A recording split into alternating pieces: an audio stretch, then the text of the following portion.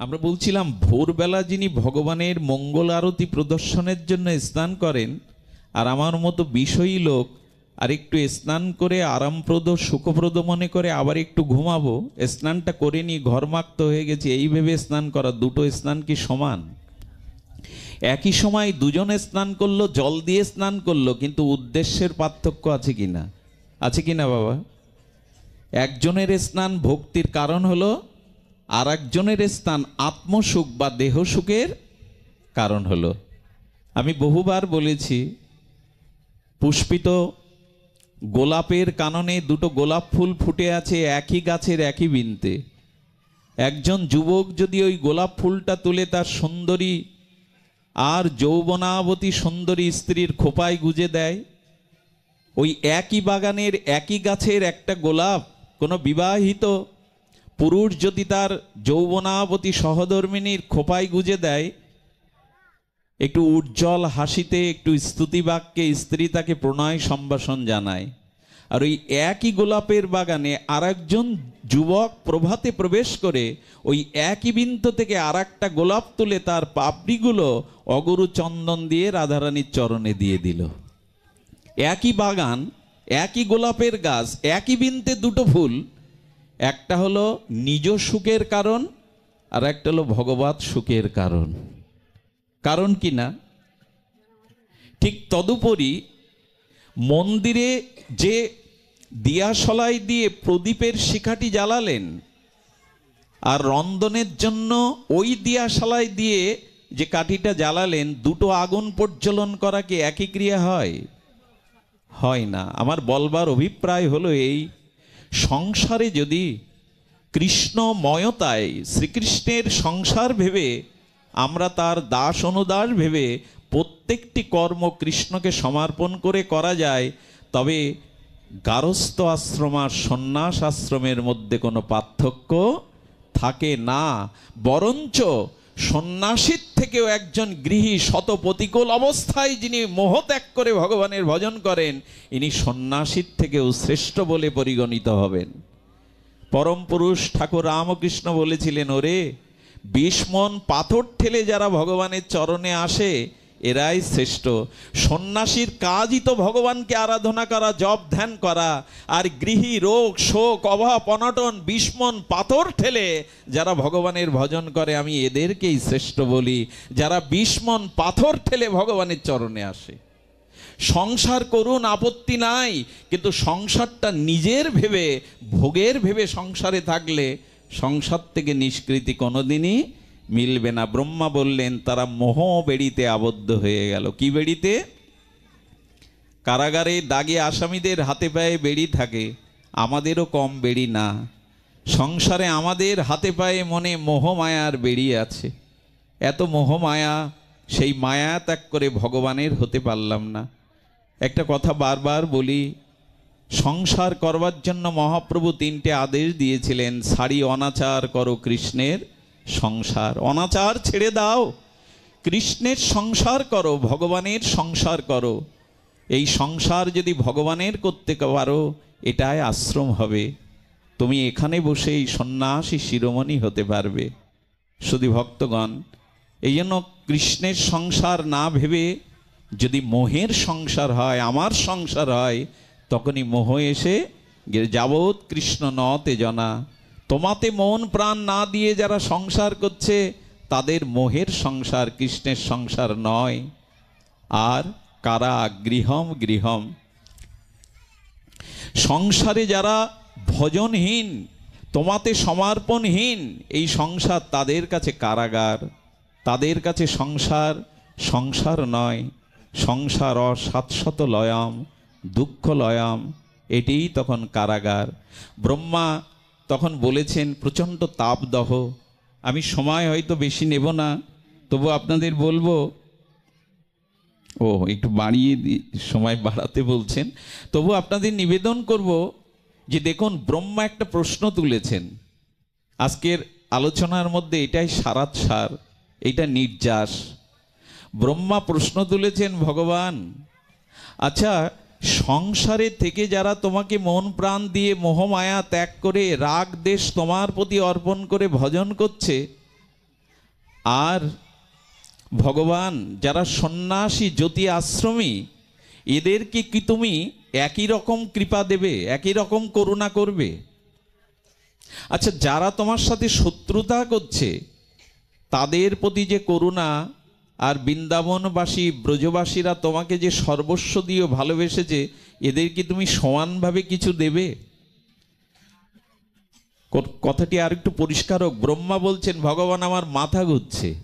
বলে কেন ঘুরছে? বলে আমি সিদ্ধান্ত নিতে পারছি না, আমি বিচার করে মীমাংসায় আসতে পারছি না। কেন ব্রহ্মা তখন বলছেন, যে পুতনা তোমায় হত্যা করতে গেল বিষ খাইয়ে, যিনি রুধির সনা, যিনি বালও ঘাতিনী, যিনি পবিত্র না, রাক্ষসী পুতনা, অগাসুর বাগাসুরের ভগ্নী। আচ্ছা ভগবান, সেই পুতনা তোমাকে কালকূট বিষ দিয়ে হত্যা করতে গেল, তাকে তুমি ধাত্রীগতি বা মায়ের স্থানে বৈকুণ্ঠে দিলে। তাহলে দেবকী যশোদা এবং ব্রজবাসীরা যারা তোমাকে সন্তানের ন্যায় ভালোবেসেছে, তাদেরও যদি এক স্থান দাও, বিচারে মিলছে না, সবাই সমান পাবে কেন? বোঝা যায় কি মা সিদ্ধান্তটি? যিনি বিষ দিয়ে গোবিন্দকে হত্যা করতে গেছেন, তাকেও ধাত্রীগতি মাতৃগতি দিচ্ছেন। আর যারা সর্বস্ব দিয়ে ব্রজে গোবিন্দকে ভালোবাসছেন, তাদের যদি একই গতি দিয়ে দেন, দুজনের প্রাপ্য কি এক হওয়া উচিত? পুতনার যা পাবে আর যশোদাও তাই পাবে, এক হওয়া উচিত কি? কিন্তু ব্রহ্মা বলছেন, আমি বুঝতে পারছি না, তোমাকে যারা শত্রুতা করছে, তোমার সাথে যাদের বিদ্বেষ, তোমাকে যারা বিষ খাইয়ে মারতেও আসছে, তুমি তাদের মুক্ত করে দিচ্ছ, বৈকুণ্ঠে পাঠাচ্ছ, আর ব্রজবাসীরা সর্বস্ব দিয়ে তোমাকে ভালোবেসেছে, তাদেরও তুমি একই গতি দিচ্ছ। হিসাবে তো মিলছে না। হিসাবে কি মেলে? 2 ঘন্টা শ্রম করে যে মজুরি পায়, আর 12 ঘন্টা খেটে যদি তাকে তাও দেন, এইটা কি মহাজনের যথার্থ বিচার হলো, ন্যায় বিচার হলো?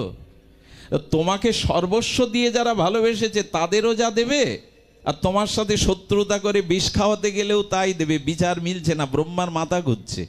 ব্রহ্মা বললেন, আমি বিচার করে পাচ্ছি না যে এটা মীমাংসা কি হবে। ব্রহ্মা তাকে তখন বলছেন কৃষ্ণ, আচ্ছা ব্রহ্মা, তুমি সর্বজ্ঞ জ্ঞানী হয়েও বেদব্যক্ত হয়ে বুঝতে পারছো না? আমি সন্ন্যাসীদের মুক্তি দিই, পুতনাকে ধাত্রীগতি দিয়েছি, কিন্তু ব্রজবাসীদের তো আমি নিজেকেই দিয়ে দিয়েছি। আমি নিজেরই ওদের কারো সখা হয়েছি, কারো পুত্র হয়েছি, কারো বন্ধু হয়েছি, কারো পতি হয়েছি। আমি তো আমাকেই দিয়ে দিয়েছি। তাহলে দেওয়া এক হলো কি করে? আমি সন্ন্যাসীদের মুক্তি দিয়েছি, পুতনাকে ধাত্রীগতি বৈকুণ্ঠ দিয়েছি, কিন্তু আমি নিজেকে তো ব্রজবাসীদের কারো ছেলে, কারো সখা। ব্রহ্মাকে বলছেন, ব্রহ্মা তুমি এখনো দেখোনি আমি কিভাবে এদের দিয়েছি। কিভাবে? শুনুন তাহলে।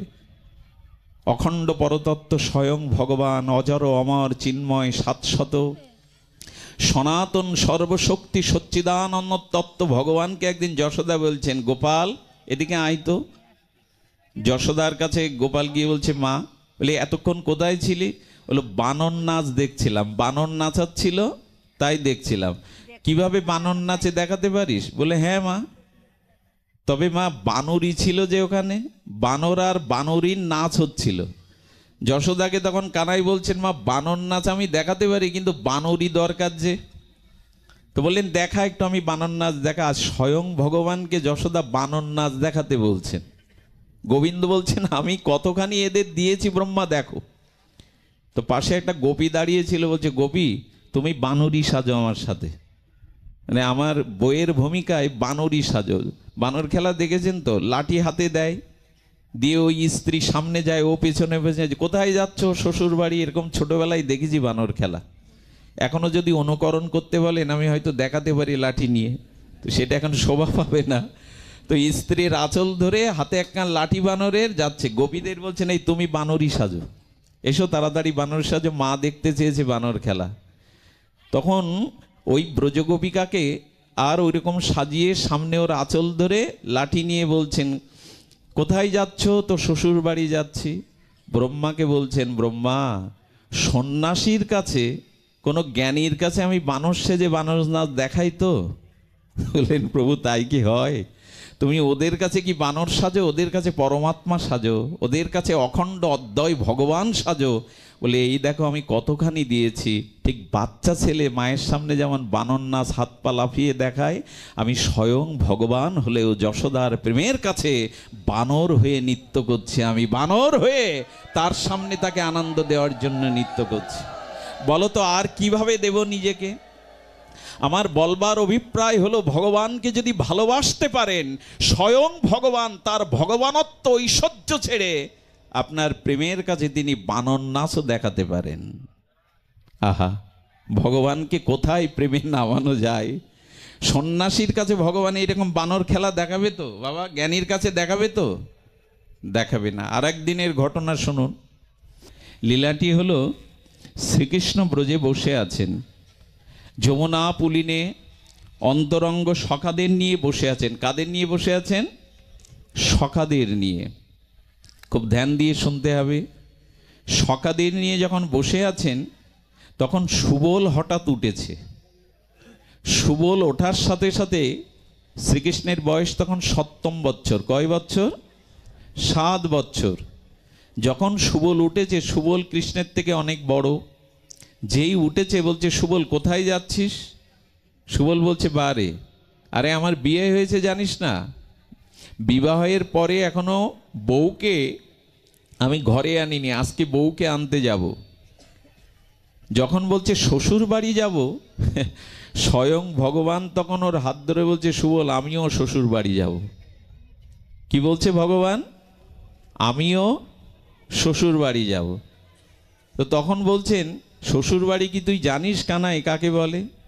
বলে শ্বশুর বাড়ি মানে এরকম বর্ষনা বৃন্দাবন এরকম একটা কোনো গ্রাম, তুই যে গ্রামে যাচ্ছিস। বলে না রে, শ্বশুর বাড়ি মানে কোনো গ্রাম নয়। তো বলে শ্বশুর বাড়ি মানে কি, তুই আমাকে বোঝা। আচ্ছা, শ্বশুর বাড়ি বুঝাতে গেলে আপনাকে বললে কি বুঝাবেন? শ্বশুর বাড়ি কাকে বলে কৃষ্ণ জানে না। সুবল তখন বলছেন, দেখ, বাবার বাড়িকে বাবার বাড়ি বলে, আর মা যেখানে জন্ম নেয় তাকে বলে মার বাড়ি বা মামার বাড়ি। আর যেখানে মানুষ বিয়ে করে বউয়ের বাড়িকে বলে শ্বশুর বাড়ি। কৃষ্ণ সঙ্গে সঙ্গে বলছে, তাহলে আমি শ্বশুর বাড়ি যাব, বউয়ের বাড়ি যাব। আরে বেটা, তোর তো বিয়ে হয়নি, আমার বিয়ে হয়েছে বলে আমার শ্বশুর বাড়ি আছে যাচ্ছি, তোর তো বিয়ে হয়নি, তুই যাবি কি করে? শোন, আমি তোকে বলছি, আগে বিয়ে হবে, তোর বউয়ের যে বাড়ি সেটা শ্বশুর বাড়ি, তখন তুই যাবি। সুবলকে তখন বলছে, শোন, শ্বশুর বাড়ি তো নিলি না, তো নূতন বউকে যখন আনবি আমার মুখটা আগে দেখাবি, নূতন বউ কেমন আমি দেখব। ভগবান এখানে তার ঐশ্বর্য ভুলে, ভগবানত্ব ভুলে সখাদের সাথে কিভাবে সরল লীলা আস্বাদন করছেন দেখুন। কারণ ঐশ্বর্য প্রকাশ করলে, সর্বজ্ঞতা প্রকাশ করলে ভগবানের এই লীলা হবে না। সুবল যখন শ্বশুর বাড়ি গেল, কৃষ্ণের মন খারাপ, কানাইয়ের মন খারাপ, গোপালের মন খারাপ, আমি কেন শ্বশুর বাড়ি যেতে পারলাম না। ছুটে নন্দভবনে এসে দেখে মা যশোদা নারায়ণের পূজা করছে, কুলদেবতার। মার কোলে গিয়ে বলছেন, মা তুলসী দেওয়া রাখো, আমার বিয়ে দাও, আমার বিয়ে দাও। কেন রে গোপাল? বলে আমি শ্বশুর বাড়ি যাব। সুবল গেছে শ্বশুর বাড়ি, আমি শ্বশুর বাড়ি যাবই। সর্বজ্ঞ ভগবান কেমন শিশুর মতো আচরণ করছেন দেখুন। মা যশোদা বলছে, ওরে মনে মনে তাহলে এখন শ্বশুর বাড়ি যাওয়ার স্বাদ হয়েছে। আরে তোকে ঘুম থেকে আমিই তো জাগাই, আমিই তো তোর মুখ প্রক্ষালন করে দিই, তোকে স্নান করে দিই, শৃঙ্গার করে দিয়ে পোশাক পরিয়ে দেই, তোকে খাইয়ে দেই, তাকে ঘুম পাড়াই। তুই এখনো ছোট, ছোটদের বিয়ে করা যায় না, বড় হ। গোবিন্দ তখন বলছেন, মা বড় হবে কবে? বলে যেদিন নিজের কাজ সব নিজে করতে পারবি। বলে মা তাহলে সমাধান হয়ে গেছে, কাল থেকে তোমাকে আমার জন্য কিছু করতে হবে না, আমি একাই উঠবো, একাই চান করবো, একাই পোশাক পরবো, আমি বড় হয়ে গেছি, তুমি বিয়ে ঠিক করো। ভগবান বলছেন কাল থেকে তোমার আর করা লাগবে না। আর মা আরেকটা জিনিস তো ভালোই হয়, যদি বউ আসে তাহলে তো তোমার কাজ কমে যাবে, কাজ তো তোমাকে বেশি করতে হবে না, বিয়ে দাও। আরে শোন, তোর বাবা আসুক, মেয়ে দেখতে হবে, তারপরে তো বিয়ে। গোপাল এই কথা বলতে বলতে লোভ জেগে গেছে, নতুন বইয়ের মুখটা তো দেখতে হবে। ছুটে গিয়ে দাঁড়িয়েছে সুবল যে পথ দিয়ে ঢুকবে। আহা, নূতন বইয়ের দেখার প্রতীক্ষায় আজ ভগবান অনন্ত জগৎ সৃষ্টি যিনি করেছেন, আজ তার মন বলছে নূতন বউ কেমন হয় আমি দেখব। লীলাটির মধ্যে খুব মার্মিকতা আছে, শুনুন। সুবল যেদিন শ্বশুর বাড়ি থেকে আসবে, ওই বিকালেই গোধূলি বেলায় আসবে। সুবলের স্ত্রীর নাম মাধবী, নামটা একটু মনে রাখতে হবে। কি নাম বললাম? মাধবী। মাধবীকে তার মা, গর্ভধারিণী মা বলছে, শোন মাধবী, বৃন্দাবনে তোকে বিয়ে দিয়েছি, কিন্তু একটা নিষেধাজ্ঞা আছে। এই যে তোর স্বামী আমার জামাতা সুবল, এর একটা বাল্যবন্ধু আছে, নাম হলো কানাই, কৃষ্ণ। তাকে কেউ কৃষ্ণ, কেউ গোপাল, কেউ কানাই বলে। আমি মা, আমার হাত ধরে প্রতিজ্ঞা কর, কৃষ্ণের দিকে কোনোদিন তাকাবি না, তার মুখ কোনোদিন দেখবি না। বলে কেন মা? বলেন, কৃষ্ণের দিকে যারা একবার তাকায় তাদের আর সংসার করা, সংসার উচ্ছন্নে যায়। আর কৃষ্ণের দিকে তাকালে বিষাক্ত সর্প দংশন করলে যেমন বিষময় জ্বালা ওঠে শরীরে, তোরও উঠবে, তোর আর ঘর সংসার করা হবে না। বললেন, যখন যাবি ঘোমটাটা দিয়ে যাবে। আর বৃন্দাবনের মায়েরা তো এমনি ঘোমটা দেয়, সবসময় বুকের কাছে আঁচল নামিয়ে রাখে, এখনো এই প্রথা, তাদের মুখ দেখা যায় না। তো তারা কি করে, মাধবী ওইভাবে ঘোমটা দিয়ে, সুবল জানে না এই কথা বলে দেয়া হয়েছে। আমার কি মনে হয় জানেন, এইখানটায় জীবনে যার দিকে বেশি তাকাবার, যাকে দেখবার ইচ্ছার জন্য এই চোখটা ভগবান দিয়েছেন, সেই দেখবার প্রিয় মানুষটাকে আমরা দেখি না। কিন্তু যাদের সারা জীবন দেখলাম, তাকালাম, তাদের আমার করতে পারলাম না, আপন করতে পারলাম না। যাকে দেখবার আমরা তাকে খুব দেখি না। কেমন জানেন? যে আপনার সব থেকে নিকটে হৃদয়ের মধ্যে আছেন, সেই হৃদয়ের পরমকে আমরা চেয়ে দেখি না। বাইরে যাদের দেখি, সারা জীবন সারা দিনমান দেখি, তারা কেউ আমার হতে পারেনি, আমার মনের মতো হতে পারেনি। কিন্তু আমার হৃদয়ে যিনি বসে আছেন, সেই হৃদয়ের স্বরের দিকে একবারও তাকালাম না। আমি বাহির পানে চোখ মেলেছি, হৃদয় পানে চাইনি। আজ মাধবীর দশাও তাই, কৃষ্ণকে দেখতে নিষেধ। এই সংসারে এমন মানুষ আছে, ঘরে রাধা কৃষ্ণের বিগ্রহ আছে, দিনে একবারও তার কাছে গিয়ে তার নয়ন অভিরাম রূপ মাধুর্য ত্রিভঙ্গ ললিত ঠাম ভগবানের দিকে তাকায় না, অথচ বন্ধু বান্ধব সজ্জন জগৎকে দেখে সে। এই জন্য প্রভাতে উঠে যদি একবার অফিসে ব্যবসায় যাওয়ার আগে ঠাকুর ঘরে ভগবানের চরণ বদনটা দেখে যান, আপনার হৃদয়ে ওই প্রতিচ্ছবিটা অঙ্কিত হয়ে থাকবে, হৃদয় নির্মল হবে। ভগবানকে দেখার কথাই ছিল প্রভাতে ঘুম থেকে উঠে, কিন্তু আমরা দেখি না। আজ মাধবীর মতো, মাধবীর মায়ের মতো অনেকেই আছে, ওইদিকে যেতে দেয় না, ওটা দেখতে দেয় না। তো মাধবী ঘোমটা দিয়ে যখন এসেছে, আর ঘোড়ার রথ থেকে যখন সুবল স্ত্রীকে নবপরিণীতা বধূকে নিয়েছে, কৃষ্ণ ছুটে গেছে। কৃষ্ণ ছুটে গিয়ে বলছেন, সুবল, সুবল বউ দেখা, সুবল বউ দেখা। যেই বলছেন, বলে কৃষ্ণ দেখাচ্ছে, এই তুমি ঘোমটাকে একটু খোলো তো, আমার বাল্যবন্ধু কৃষ্ণ এসেছে। যেই কৃষ্ণ নাম শুনেছে, আরো আটোশটো হয়ে হাত দিয়ে ঘোমটাটা জোর করে ধরেছে। সুবলকে কানে কানে বললেন, মার নিষেধ আছে ওর মুখ দেখবার। যেই বলেছে ওকে বলে দিন আমি ওর মুখ দেখব না, কৃষ্ণের চোখে জল এসে গেছে। কৃষ্ণের চোখে জল এসে বলছে, বধূ তুমি আমার মুখ দেখবে না? তবে শোনো, জগতে মুনি ঋষি মুনীন্দ্র যোগীন্দ্র অমলাত্মা বিমলাত্মগণ এই জগতে যুগ যুগ ধরে তপস্যা করে আমাকে দেখবার জন্য। আমি তোমার সামনে দাঁড়িয়ে তোমার মুখবদন দেখব, নূতন বইয়ের মুখ কেমন হয় তুমি দেখবে না, ঘোমটা দিয়ে জোর করে ধরে রেখেছো। তবে আমিও প্রতিজ্ঞা করছি, আমাকে দেখবার জন্য এক সময় তোমাকে ছটপট করতে হবে, কাঁদতে হবে, তবু আমি তোমায় দেখা দেব না। আমি বলে গেলাম, সুবল তোর বউকে বলে দে, আমাকে দেখবার জন্য একদিন তাকে কাঁদতে হবে, ছটপট করতে হবে, কিন্তু আমি দেখা দেব না। গোবিন্দ অশ্রু সজল নয়নে আর ফিরে এলেন ব্যথাতুর হৃদয়ে। ভগবানকে আমরা দেখি না, ভগবানকে না দেখলে না ভগবানেরই কোথায় একটা কষ্ট হয়। এই জন্য 10,000 গাভী দান করলে যে পূর্ণ হয়, দিব্য আরতির সময় ওই আরতির দীপশিখায় উজ্জ্বল নির্মল্য আলোকে যারা ভগবানের বদনটা দর্শন করে 10,000 গাভীর দানের ফল হয় আরতিরত ভগবানকে দর্শন করলে, আরতিরত ভগবানের শ্রীবদন দর্শন করলে। এই জন্য আরতির সময় সবাই উঠে দাঁড়ায়, কেন জানেন? যাতে ভগবানের শ্রীবদনটা দৃশ্যমান হয়, দেখা যায়। 10 সহস্র গাভী দান করলে ব্রহ্মবৈবর্ত পুরাণে বলছেন যে পূর্ণ না হয় নির্মাল্য নির্মঞ্চনীয় আরতির সময় ভগবানের দিব্য মাধুর্যময় বদন দর্শন করলে তা ফল লাভ হয়। আজ ভগবান কাঁদতে কাঁদতে চলে গেল, মাধবীর জীবন রাতটুকু কাটলো, প্রভাতে যেই ঘুম থেকে উঠেছে দেখে পুরো ব্রজবাসীরা সবাই কৃষ্ণ কৃষ্ণ বলছেন।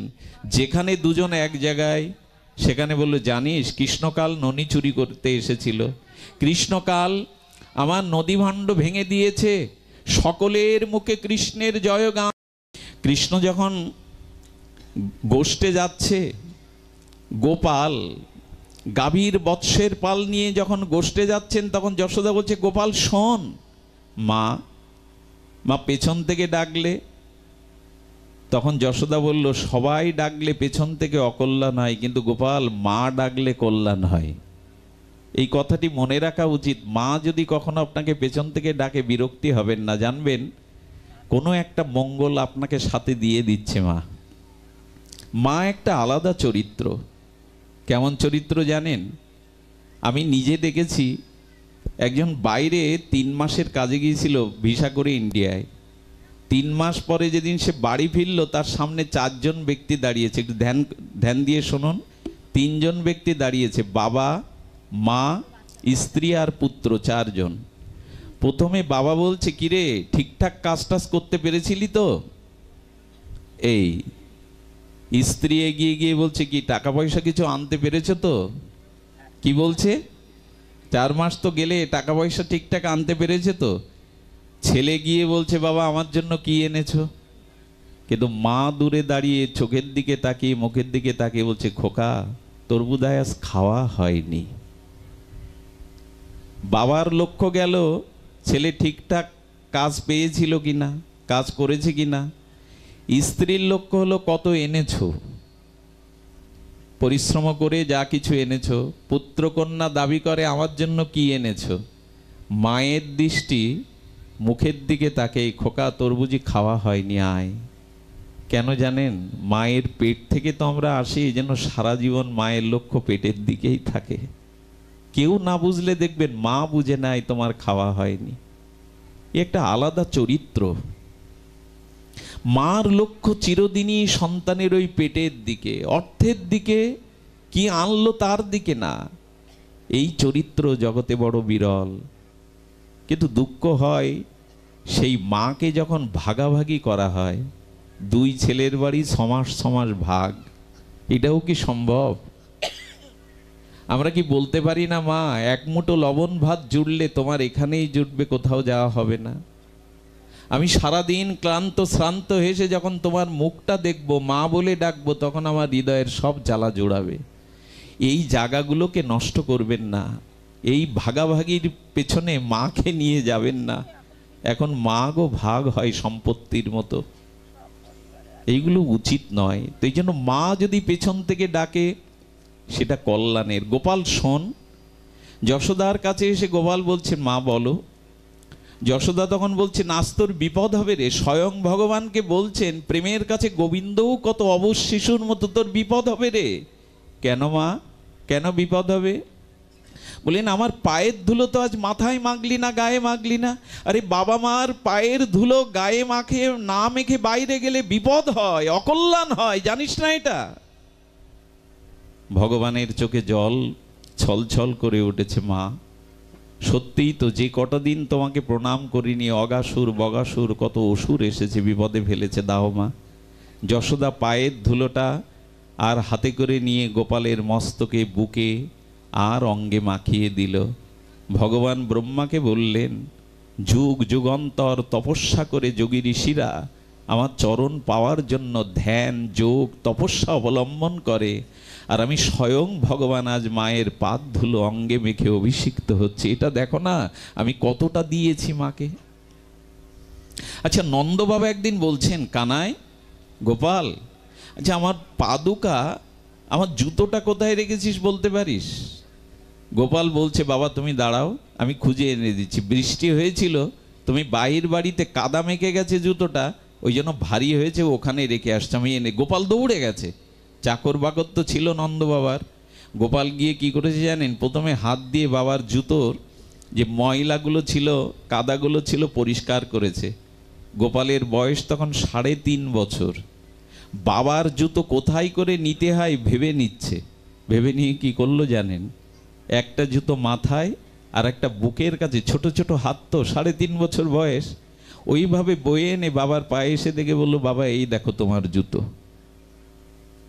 ব্রহ্মা যে আমাকে সন্তানের ন্যায় প্রীতি বাৎসল্য ভালোবেসেছে না, আমি তার জুতোটা বুকে আর মাথায় নিতে আমারও আনন্দ হয়। আমার বলবার অভিপ্রায় হলো এই, ব্রহ্মা বলছেন তুমি এদের কি দিয়েছো? সবাইকে সমান মুক্তি দিচ্ছ, বৈকুণ্ঠ দিচ্ছ, গোলক দিচ্ছ। গোবিন্দ বললেন, দেখো যারা আমাকে ভালোবাসে, যারা আমার প্রতি প্রীতি সম্পাদন করে, আমি তাদের মাথার জুতো বুকে নিতে স্বাচ্ছন্দ্য বোধ করি, আনন্দ বোধ করি। স্বয়ং ভগবান প্রীতি এবং প্রেমের কাছে এতটা বিগলিত, এতটা বশীভূত তারা। শুধু ভক্তগণ, মাঝে মাঝে মাঝে মাঝে গোপাল ব্রজবাসীদের দুয়ারে যেত, আর ব্রজবাসীদের দুয়ারে গিয়ে কি করতো জানেন? দুয়ারে যাওয়ার সাথে সাথে ব্রজবাসীরা ঘিরে ফেলতো। খুব ধ্যান দিয়ে শুনুন। ঘিরে ফেলতে গোপাল, আচ্ছা এক কাজ করতো, তুই একটু নাচ দেখাতো। গোপালকে বলছে, তুই একটু আমাদের সামনে নাচ দেখাবি, আমরা ঘিরে দাঁড়াচ্ছি, নাচ দেখাবি। বলে, শুধু শুধু নাচ দেখবে? নাচ দেখতে গেলে কিছু নাড়ু দাও, ননি দাও। গোবিন্দ একটু নাড়ুর লোভে, ননির লোভে, ওই তাদিন দিন্না নাতিন তিন্না করে উনি ওদের মধ্যে নাচছেন। পদকর্তা সুখদেব গোস্বামী বললেন, অনন্ত বিশ্বব্রহ্মাণ্ডের অনন্ত কোটি জীবকে যিনি মায়ার দ্বারা নাচাচ্ছেন, সেই ভগবান এক নাড়ুর লোভে আজ ব্রজবাসীদের ঘিরে ঘিরে নৃত্য দেখাচ্ছেন। যে ভগবান অনন্ত জীবকে নাচাচ্ছেন মায়ার দ্বারা, এই দেখো ভালোবাসা প্রীতি ভগবানকেও আজ নাচাচ্ছেন। অনন্ত বিশ্ব ব্রহ্মাণ্ডের জীবকে মায়ার প্রহলিকায় ভগবান নাচান, সেই ভগবান আজ নৃত্য করছে একটা নাড়ুর লোভে। নাড়ু দাও, নাচবো। ভালোবাসায় কিভাবে বিবশ ভগবান, প্রেমে কি করে বশীভূত হন ভগবান। ব্রহ্মা, যারা আমায় সর্বস্ব দিয়ে ভালোবাসে, আমি একটা নাড়ুর লোভে তাদের সামনে নিত্য পর্যন্ত করি, নিত্য করি। শুধু ভক্তগণ, এই জন্য বলবার অভিপ্রায় এই, যাবৎ কৃষ্ণ নতে জানা। ব্রহ্মা বললেন, যতদিন জীবের ভালোবাসাটা তোমাকে না দেবে, ততদিন মন তার চুরি হয়ে যাবে রাগ দেশে, তার জীবনে সংসারে আসবে মোহ, আর সংসার তখন হবে কারাগার। এই চরম সত্য কথা, চরম সত্য। এই জন্য যে বিভীষণ রামচন্দ্রকে মন প্রাণ দিয়েছিল, ভজন করেছিল, এই জন্য লঙ্কায় সব পুড়লে বিভীষণের ঘর পড়েনি, লঙ্কায় সব ধ্বংস হলে বিভীষণ ধ্বংস হয়নি। এটাই প্রমাণ করে ভগবানকে সর্বস্ব অর্পণ করো। নিজের স্নিগ্ধতা, নিজের প্রীতি, নিজের অনুরাগ অন্যকে দেবে, তবে পরে দেবে, আগে ভগবানকে দাও। ভগবানকে দিয়ে প্রসাদী করে জগৎকে দাও। ভুল করো না। ভালোবাসার আধার আশ্রয় ভগবানকে ভালোবাসাটা দাও। এটি না দিয়ে যদি অন্যকে দাও, তবে সংসারের কর্মফল কখনো ফুরাবে না। পরম পুরুষ রামকৃষ্ণ, এই পরমহংস কুলতিলক বলেছিলেন, দেখো ভগবানকে যদি হৃদয়ে গর্বে ধারণ করো, হৃদয় গর্বে ভক্তিরূপে ধারণ করো, এ সংসারের কর্ম কমে যাবে, আসা যাওয়া কমে যাবে। আমরা বীজ থেকে যেমন বৃক্ষ দেখি, বৃক্ষ থেকে তেমন বীজ দেখি। বীজ থাকলে বৃক্ষ, বৃক্ষ থাকলে বীজ ফুরাবে না। তেমনি যতদিন পাপপূর্ণ কর্মফল আছে, ততদিন পুনঃ পুনঃ জন্ম মৃত্যু চক্রে আবর্তনশীল হয়ে আসতে হবে। পুনঃজন্ম, পুনঃমৃত্যু, পুনঃ মাতৃগর্ভে, পুনঃ মৃত্যুর স্বাদ, পুনঃ কর্মফল ফুরাবে না। কিন্তু যদি বীজটাকে ভেজে দিতে পারো, ধানের খোসাটা তুলে দিতে পারো, আর অঙ্কুর হবে না। তেমনি মন প্রাণ যদি ভগবানকে ভালোবাসতে পারো, অনুরাগ প্রীতি দিয়ে সমর্পণ করতে পারো, আসা যাওয়া চক্র থেমে যাবে, আর আসা যাওয়া হবে না। কর্ম কমে যাবে, কর্মফল ক্ষয় হয়ে যাবে। ঠাকুর দৃষ্টান্ত দিলেন কি জানেন? কারো ঘরের পুত্রবধূ যদি গর্ভবতী হয়, প্রথম সন্তান সম্ভবা, শাশুড়ি কি বলে জানেন? যে শাশুড়ি 24 ঘন্টা খাটিয়ে নিত, উঠতে বসতে গালি দিত, তার বংশের উত্তরাধিকার পেটে এসেছে বৌমার, বলে বৌমা এখন আর বেশি কাজ করতে হবে না, তুমি বসে থাকো, কাজগুলো আমি করছি, জল আর তোমাকে আনতে হবে না, আমি জল আনতে যাচ্ছি। শাশুড়ির এই দয়া আসলো কেন বৌমার প্রতি? কাজ কমিয়ে দিল কেন? তার শরীরের এত আদর যত্নের কথা ভাবছে কেন বলুন তো? ইতিপূর্বে যে শাশুড়ি বৌমার প্রতি ভালো আদরণীয় ব্যবহার করতো না, সৌজন্যতা দেখো না, কাজ করেই নিত, সেই এখন উল্টে বলছে বৌমা তোমাকে জল আনতে হবে না, তোমাকে ঘর মুছতে হবে না, আমি করছি। কারণ উত্তর পুরুষ তার গর্ভে। ভগবান বললেন কারো হৃদয় গর্ভে যদি ভক্তি এসে দাঁড়ায়, ভগবানই তার কাজ কমিয়ে দেয়, তাকে আনন্দের বিশ্রাম দিয়ে দেয়, তাকে আর পুনঃ পুনঃ এই সংসারে কর্মভোগ করতে হয় না। গর্ভবতী মায়ের যত্ন হয় দেখবেন, তার জন্য কত অনুষ্ঠান আয়োজন, তার কত যত্ন আত্তি হয়, পরিবারের সকলেই তখন খেয়াল করে।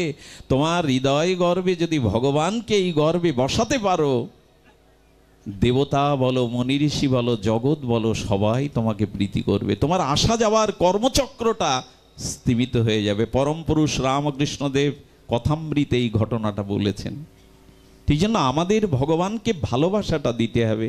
আজকের এই নাম যজ্ঞ, এই অনাবিল একটা শান্তির নিকেতন তৈরি করা, এত আবেদন, এত নিবেদন, এত অনুষ্ঠান, এত অনুভূতি কিসের জন্য? একটাই লক্ষ্য, এই নদীগুলো যেমন অব্যবহিতা গতিতে সমুদ্রে না মিশলে তার গতাগতি থেমে যায়, স্রোত থেমে যায়, তেমনি এই সংসার জীবনে, এই সংসারে যদি আমাদের মন ভগবান রূপ, সাগর রূপ গোবিন্দের চরণে না পৌঁছাতে পারে, আমরাও থেমে যাব। একটাই উদ্দেশ্য, ভগবানকে ভালোবাসাটা দাও, ভগবানকে প্রীতিটা দাও।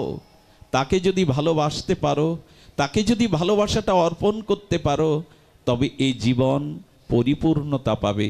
যাবৎ কৃষ্ণ নতে জনা। আমি বারবার শব্দটা বলছি, এই পয়ারের শেষের পয়ারটা ব্রহ্মা বলছেন, হে কৃষ্ণ, তোমাতে যতদিন ভালোবাসা জীব না দেবে, ততদিন সংসার হবে কারাগার, তার হস্তপদে উঠবে মায়ার শৃঙ্খল, আর তার মন চুরি হয়ে যাবে, মন তার কাছে থাকবে না। বহু জন্মের সুকৃতি যদি একত্রিত হয়, সেই সুকৃতিলব্ধ কৃপায় ভগবান করুণা করলে তবে হরিকথা শ্রবণ করা যায়। ভাববেন না আপনি এসেছেন, বাড়িতে বিপদ হতে পারত, নিজে অসুস্থ হতে পারতাম, আমি বা আসতে গিয়ে অ্যাক্সিডেন্টের কবলে পড়তে পারতাম, আকাশ ভেঙে বৃষ্টি নামতে পারত। আসলে সব কিছু কারণ হলো গৌর হরি, সব কিছু কারণ হলো ভগবান। আমাদেরকে মিলনের জন্য তিনিই সুব্যবস্থা করেছেন, তিনিই এখানে এনেছেন। তাই হরিকথাতে একত্রিত হওয়া মানে ভগবানের বিশেষ কৃপা প্রাপ্ত হওয়া। আর আপনাদের নিবেদন করব, এই সনাতন সভ্যতায় সাধু সঙ্গে ভাগবত কথা শ্রবণের ভাগ্য যদি কখনো হয়, এই ভাগ্য পরিত্যাগ করবেন না। যদি কখনো সাধু মুখে, আমার মতো মাদিস জীবাধমের মুখে নয়, যদি নির্মল সচ্চরিত্র কোনো সাধু মুখে হরিকথা শ্রবণের সৌভাগ্য হয়, এটাতে যেন আমরা বঞ্চিত না হই। কারণ সাধু সঙ্গ ব্যতীত কারো বিবেক জাগতে পারে না, সাধু সঙ্গ ব্যতীত কারো বিচার আসতে পারে না। এই জন্য শতাং প্রসঙ্গ নাম বীর্য সংবিদ ভবন্তিরিত কর্ণরসায় অনকথা তর্যসনাত দাস্য অপবর্গবৎমানি শ্রদ্ধা রতি ভক্তি ক্রমমিষ্যতি। সেই ভগবান কপিল দেব মাতা দেবহূতিকে এই কথাই বলেছিলেন, সাধু সঙ্গে হরিকথা শ্রবণ করো। সাধু সঙ্গ হরিকথা শ্রবণই হলো জীবনের একমাত্র ভক্তিপ্রাপ্তর ভগবত প্রাপ্তির উপায়। আপনারা জানেন, অশোক কাননে সীতামা যখন বন্দী ছিলেন, সেই সীতামাকে বহুবিধ গালি, বহুবিধ কুকথা শোনানোই সীতামা বসে বসে কাঁদছিলেন। হনুমানজি যখন অশোক বৃক্ষের উপরে দেখলেন জনকীর চোখে জল, জগৎ জননী সীতামায়ের ভক্তি দেবীর চোখে জল, আর শান্তি কাঁদছে, শান্তি মানে সীতা। হনুমান সেদিন সিদ্ধান্ত নিয়েছিলেন, কথাটি খুব মার্মিক কথা, তুলসীদাস গোস্বামী তুলে ধরেছেন রামচরিত মানসে। হনুমান বিচার করলো, মা ভক্তি যদি কাঁদে, শান্তির দেবী যদি কাঁদে তার চোখের জল কি করে মোছানো যায়? হনুমান চিন্তা করছেন স্বয়ং সীতা স্বয়ং ভক্তির চোখে যদি জল হয়, আচ্ছা ভক্তি কাঁদবে কেন? সীতা মানে তো শান্তি, শান্তি কাঁদবে কেন? কাঁদবে কেন জানেন? আজ সীতা রামের চরণ ছাড়া। সীতামা জগৎকে বললেন, জগৎলক্ষ্মী হলেও ভক্তি দেবী হলেও যদি গোবিন্দের চরণ ছাড়া হয়ে যাও তখন ভক্তিও কাঁদে। তখন যিনি শান্তির প্রতীক সীতা তিনিও কাঁদেন। আর দেখুন নামটাও করেছে রাবণ অশোক। অশোক কানন মানে যেখানে কোনো শোক তাপ নাই। কিন্তু সীতামা বলছেন যতই অশোক কানন পুষ্পবাটি হোক, যদি প্রভুর চরণ ছাড়া হও তবে আমি শান্তির দেবী হলেও ভক্তির দেবী হলেও কান্না ফোরাবে না। হনুমান চিন্তা করলেন মায়ের চোখের জল কি করে মোছানো যায়? আমাদের জগতের ব্যথা বেদনা, চোখের জল, বিষাদ, এগুলো কি করে মোছানো যায়? হনুমান তখন একটাই ভাবনা ভেবেছিলেন রাম চিন্তা করতে করতে, না মাকে যদি রাম গুণগাথা শোনানো যায়, প্রভুর গুণকীর্তন যদি মা সীতাকে শোনানো যায়, তবে এই রামের গুণগাথার মাধ্যমেই মা সীতা শান্তি পাবে। হনুমান জগৎকে দৃষ্টান্ত দিলেন, কারো চোখের জল মুছিয়ে যদি হৃদয়ে পরমানন্দ দিতে চাও তাকে ভগবানের কথা শোনাও, তাকে ভগবানের নাম রূপ লীলা কথা শোনাও। যদি শোনাতে পারো চোখের জল মুছে যাবে। মা সীতাকে অশোক তরুর বৃক্ষের শাখায় বসে হনুমান রাম গুণগাথা শুরু করলেন। জয় সিয়া রাম বলে প্রভু রাম গুণগাথায় মা সীতা চোখের জল মুছল, হৃদয়ে আনন্দ প্রফুল্লত চিত্তে বললেন, কে গো আমার প্রভুর কথা তুমি শোনাচ্ছ, সামনে এসো। আচ্ছা হনুমান মা সীতাকে হরিকথা শোনালেন আড়ালে কেন? আমি কি আপনাদের আড়ালে বসে হরিকথা শোনাচ্ছি? আদৌ না। কিন্তু হনুমান সংকেত দিলেন হরিকথা যারা বলবে হরিকথাকে সামনে রাখবে, নিজেকে আড়াল রাখবে, যেন হরিকথা প্রচার করতে গিয়ে নিজের প্রচার করে বসো না। হনুমান সংকেত দিচ্ছেন কখনো নিজের ঢাকঢোল পিটাতে চেয়েও না, ভগবানের কথাই প্রচার করো, তার নাম রূপ প্রচার করো। আজ আমরা অনেকেই আছি আমার মতো বক্তা, 1 ঘন্টা আলোচনার মধ্যে আধা ঘন্টা নিজের আশ্রমের কথা, নিজের মহিমার কথা বলে বসে আমরা। হনুমান বললেন প্রচার করো ভগবানকে, নিজেকে না। আমার মনে হয় বিশ্বকবি এই অনুভূতিতেই লিখেছিলেন, নিজেরে যেন না করি প্রচার, নিজেরও আপন কাজে তোমার ইচ্ছা পূর্ণ করো হে আমারও জীবন মাঝে। হনুমান দেখালেন নিজেকে আড়ালে রাখো, রামকথাকে সামনে রাখো। হনুমান তখন মায়ের সামনে এসে বলছেন, মা হরিকথা সুন্দর, কিন্তু যে বলেছে বান্দর সে হলো বান্দর। বললো না, হরিকথা যে বলে সে হরির মতো হয়ে যায়। রাধারানী বললেন আমার কথা বলে যে আমার মতো হয় সে, যে আমার কথা বলে সে আমার মতো কৃষ্ণের জন্য ব্যাকুল হয়, বিরহে কাঁদে। হনুমান মা সীতার চোখের জলও মুছিয়েছিলেন হরিকথায়। আমিও সেই নিবেদন করব। এ সংসার জ্বালাময়, যন্ত্রণাময়, অতৃপ্তময়, এখানে একমাত্র তৃপ্তি চোখের জল নিবারণ করতে পারে যদি হনুমানজির মতো শুদ্ধ ভক্তের মুখে হরিকথা শোনার ভাগ্য কোনো দিন হয়। যদি হরিকথামৃত কর্ণে যায় তবেই জীবন ধন্য হবে। হনুমানকে ডেকে বললেন, বাবা তুমি প্রভুর কথা শুনিয়ে আমাকে তৃপ্ত করেছো বটে, কিন্তু তোমরা আমাকে উদ্ধার করতে পারবে? সব বানরগুলো কি তোমার মতো? তো হনুমান খুব ছোট হয়ে মার সামনে গিয়েছিলেন, খুব ছোট বানর হয়ে। বললেন তোমাদের মতো বানর যদি প্রভু এনে থাকে তাহলে আমার উদ্ধার আর হয়েছে লঙ্কেশের হাত থেকে। হনুমান বললেন আমাকে ছোট দেখে ভরসা পাচ্ছ না মা? বলি তুমি তো ছোটই। বললেন মা যদি অনুমতি দাও তাহলে আমি আমার স্বরূপটা তোমাকে দেখাই। হনুমান আকাশ সমান নিজের সেই বীর বিক্রম, হনুমান তো সাক্ষাৎ শঙ্কর, ভগবান শঙ্করই শিবশম্ভুই হনুমান রূপে এসেছিলেন। তো ভগবান শঙ্কর যখন তার ঐশ্বর্য প্রকট করলেন, আকাশ প্রমাণ সেই বীর্যবর্তা হনুমানের দীপ্ত কান্তি দেখে বললেন, বাবা এবার আমার বিশ্বাস হয়েছে রাবণের হাত থেকে তোমরা আমায় উদ্ধার করতে পারবে। তবে তুমি আমার প্রশ্নের উত্তর দাও তো, তুমি এত বিশাল আকৃতি হয়েই তুমি এত ছোট হয়ে কেন আমার সামনে এলে? বললেন মা, মায়ের কাছে সন্তান কোনোদিন বড় হয়ে যায় না, মায়ের কাছে সন্তান চিরদিনই ছোটই থাকে।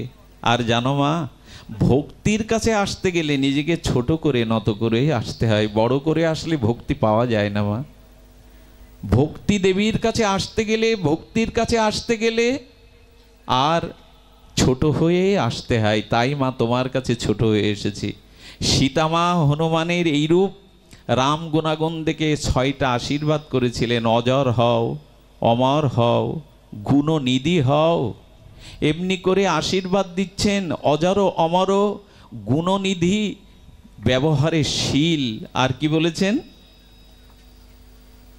আত্মবলে বলিয়ান হও। এই 6টি আশীর্বাদ হনুমান তার জীবনে প্রাপ্ত হয়েছিল। হনুমানের এই যে বল, হনুমানের যে পরাক্রম, তার যে পরাভক্তি, সীতার দান। আমি একটা সংকেত দেই এই পরিসরে, যদি কখনো ভক্তি দেবীর কাছে বাধা পেরিয়ে যেতে পারেন, তবে ভক্তিও আপনাকে এই কটা আশীর্বাদ দিয়ে দেবে।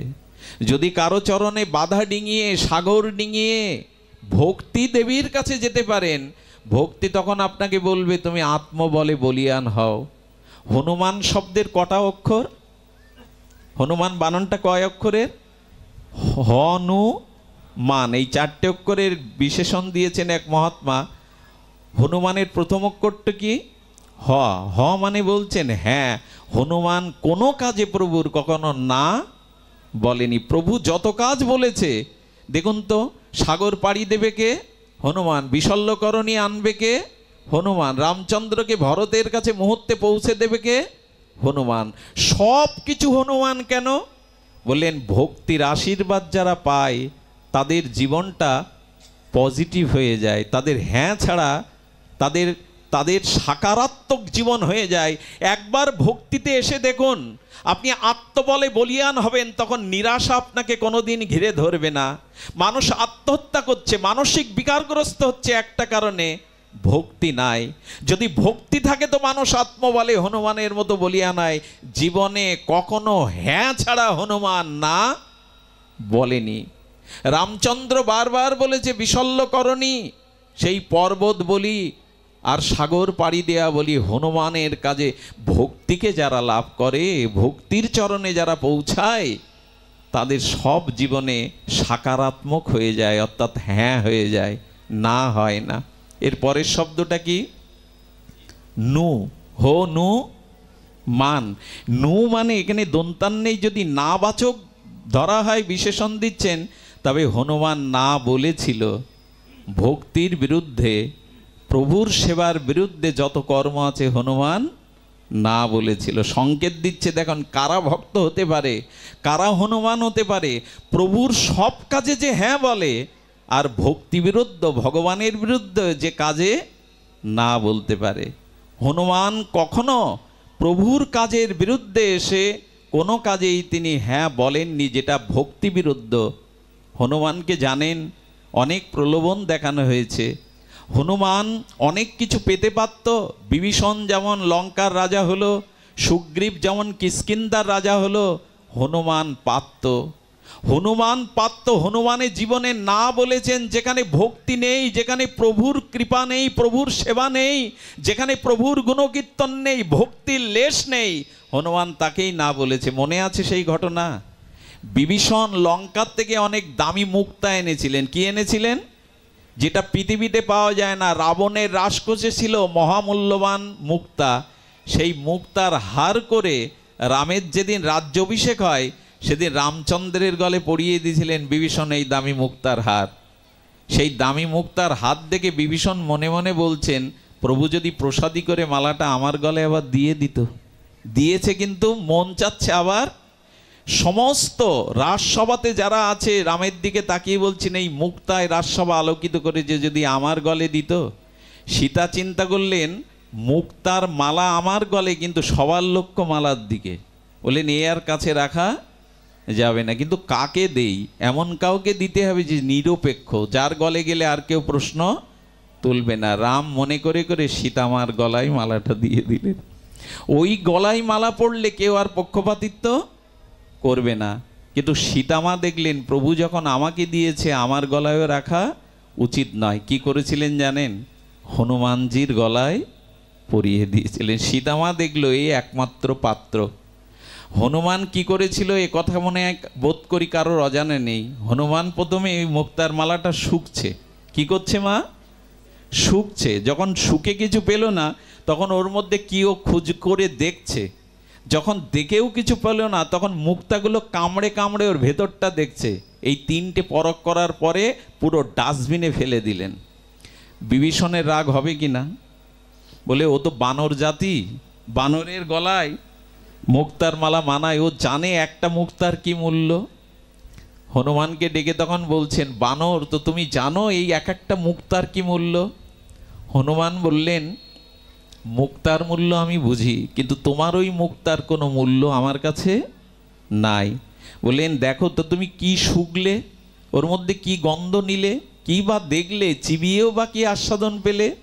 বড় মার্মিক এই কথা। হনুমান বললেন, আমি শুকেছিলাম প্রভুর গায়ের প্রসাদী গন্ধ ওতে আছে কিনা, আমি দেখেছিলাম প্রভুর কোনো নাম ওতে অঙ্কিত আছে কিনা, আমি এও দেখলাম যে ওর মধ্যেও প্রভুর কোনো অস্তিত্ব আছে কিনা। তবে শুনে নাও, যে বস্তুতে প্রভুর নাম নাই, যে বস্তুতে প্রভুর প্রসাদী গন্ধ নাই, সে বস্তু পৃথিবীর সর্বমূল্য হলে হনুমানের কাছে তার কানাকড়িও মূল্য নাই। এইখানে হনুমান না বলেছে জীবনে, যেখানে প্রভুর নাম নাই, প্রভুর প্রসাদী নাই, সে বস্তু হনুমানের কাছে কোনো মূল্য নাই। বিভীষণ তখন তাকে বিতর্কের জন্য বলেছিল, আচ্ছা তা যেখানে রাম নেই সেখানে তুমি সব নষ্ট করে ফেলো, তো তোমার এই লোমকূপে, তোমার এই অঙ্গের মধ্যে রাম আছে তো, যে দেহটা রেখেছ? হনুমান বললেন, দেখবেন তবে দেখো। হনুমান বুক চিরে দেখালেন, আমার বুকে না, দেখো বিভীষণ, প্রতিটি লোমকূপের মধ্যে রাম নাম অঙ্কিত হয়ে আছে হনুমানের। বললেন, শোনো, রাম নাম যদি আমার প্রতি লোমকূপে না থাকতো, আমি দেহ রাখতাম না। এই জন্য না কোথায় বলতে হবে? ভক্তি বিরোধী, প্রভুর বিরোধী যে বস্তু, তাতে বলতে হবে না। হ নো এরপরটা মান।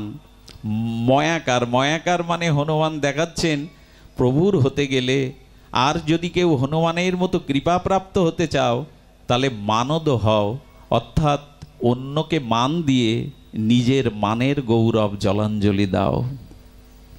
আপনারা জানেন, হনুমান প্রভুর চরণে ছাড়া কখনো সিংহাসনে বসেননি। যে বিভীষণ রাজ্য পেল হনুমানের জন্য, যে সুগ্রীব কিষ্কিন্ধার অধিপতি হলো হনুমানের জন্য, সীতা উদ্ধার হলো যার পরাক্রমে, সেই হনুমান কোনো মন্ত্রিত্ব পদ দেননি, সেই হনুমান কখনো সিংহাসনে বসেননি, নিজের গৌরবগতা হনুমান কখনো প্রকাশ করেননি।